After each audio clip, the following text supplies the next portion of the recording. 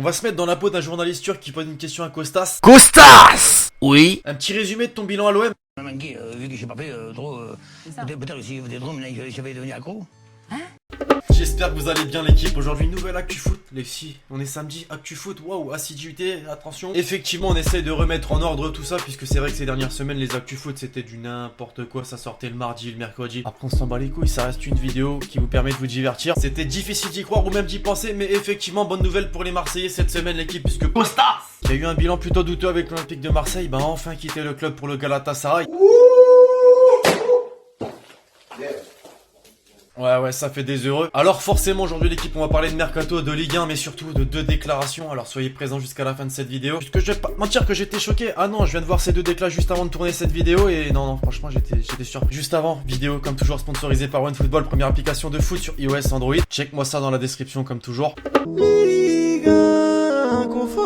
La Ligue 1, que ce soit en France ou même à l'étranger, peut faire l'objet de critiques, mais cette semaine, vraiment cette semaine, on s'en rappellera encore longtemps, j'étais obligé de commencer l'équipe cette vidéo par ce vibrant hommage à la Beaujoire pour Emiliano Sala.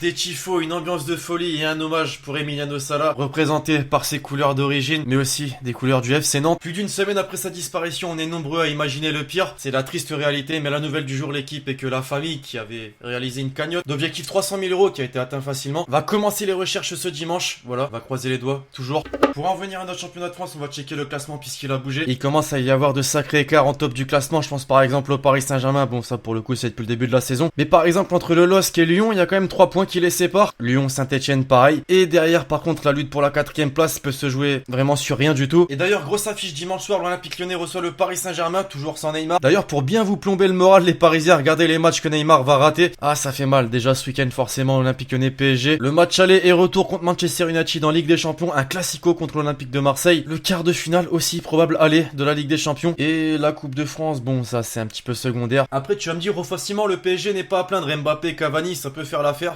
C'est vrai. Sauf qu'en fin de mercato, il y avait cette rumeur Willian vers le PSG. D'ailleurs, vous en avez pensé quoi du mercato du PSG? Question que j'ai posée 42 777 fois dans des vidéos récemment. Mais c'était surtout pour passer à ce sondage où je vous demandais cette semaine quels ont été les meilleurs coups du mercato hivernal 2019. Les choix étaient divers, Paredes au PSG, De Jong au Barça, Pulisic à Chelsea, Piatek à l'AC Milan ou autres. Alors j'ai eu des perles comme les Marseillais qui ont voté hot pour mettre Mitroglou.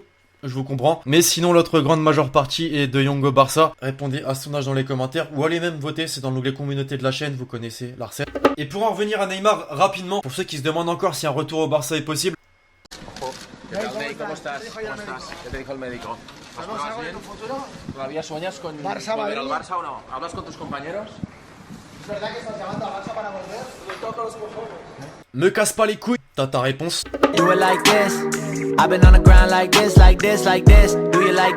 Le petit service habituel, comme toujours l'équipe, je compte sur vous, on va se fixer l'objectif des 4000 likes, c'est très important pour faire avancer la chaîne YouTube et surtout la série, qui me prend pas mal de temps, surtout le montage. Merci à tous les tu vois ce que je veux dire.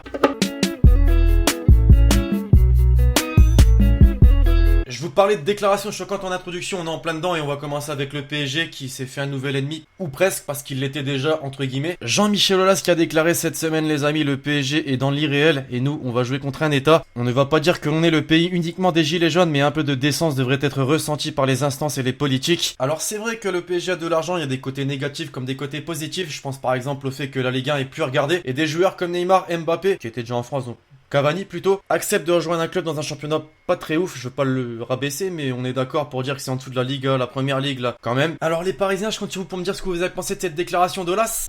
Karim Jaziri, ça vous dit quelque chose? Certainement oui, effectivement, puisqu'il s'agit de l'ancien agent de Karim Benzema. Pourquoi je le cite? Tout simplement, les amis, puisqu'hier il a fait une sorte d'interview sur RMC et a parlé de la relation qu'il avait avec la Fédération Française de Football et en particulier Noël Le Graët, bien sûr autour de Karim Benzema et le fait qu'il n'était plus sélectionné. Et là c'est le choc, en tout cas j'ai été choqué. Moi j'ai la discussion avec lui, je lui demande, il me dit non mais moi je peux rien faire alors qu'il soit disant il aime Karim.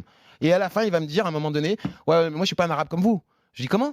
Après, il me dit non, mais bon, vous avez bien compris ce que je veux dire, nanana. Et puis, j'ai pas le temps, là, je vais regarder l'étape du Tour de France. Moi, je ne suis pas un arabe comme vous. Si c'est vrai, ça confirme toutes les rumeurs qu'il avait eues autour du racisme et la Fédération française de football. Et le pire dans l'histoire, c'est que le mec a quand même dit pour ne pas rater une étape du Tour de France.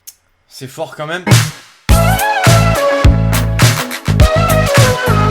En ayant fait un actu foot dans la semaine, je me suis dit il va être difficile de trouver des perles, mais non, croyez-moi, la twittosphère est toujours aussi forte.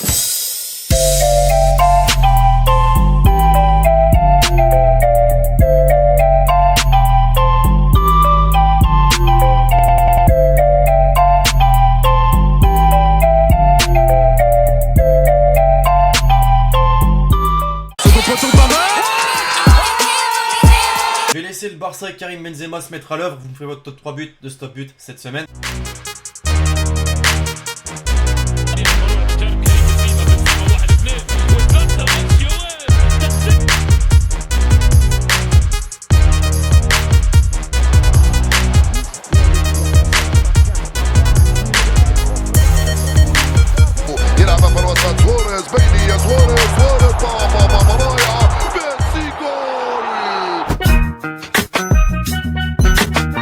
Et comme toujours, pour conclure, l'hashtag Hélène, est-ce que tu penses que sans Neymar, le PSG va passer contre United? C'est une question d'ailleurs que je vous ai posée très dernièrement sur la chaîne YouTube, n'hésitez pas à répondre dans les commentaires si vous ne l'aviez pas vu. Moi, vraiment, j'ai envie de dire, bah ouais, c'est possible tout simplement, puisqu'on a vu que Neymar l'année dernière en Ligue des Champions n'était pas forcément l'élément clé. On l'a vu contre le Real Madrid, inexistant. Mais après, tu dis, Neymar, c'est quand même un joueur de classe mondiale, on l'a vu avec le Barça il y a quelques années, on le voit en Ligue 1 avec le PSG. Certes, c'est une grosse perte, mais ouais, je pense quand même que le PSG peut passer sans Neymar. Et de toute façon, on n'aura pas le choix puisqu'il est blessé. Bref, c'est tout pour aujourd'hui l'équipe. Alors comme toujours, n'oublie pas de mettre l'hashtag Hélène en commentaire avec ta question pour le prochain épisode. À lâcher le gros pouce bleu pour faire avancer la chaîne YouTube, mais surtout à mettre en avant cette vidéo. D'ici là, je vous donne rendez-vous comme toujours très prochainement, une nouvelle fois à 18h30 sur la chaîne YouTube. C'était Lexity. Ciao ciao.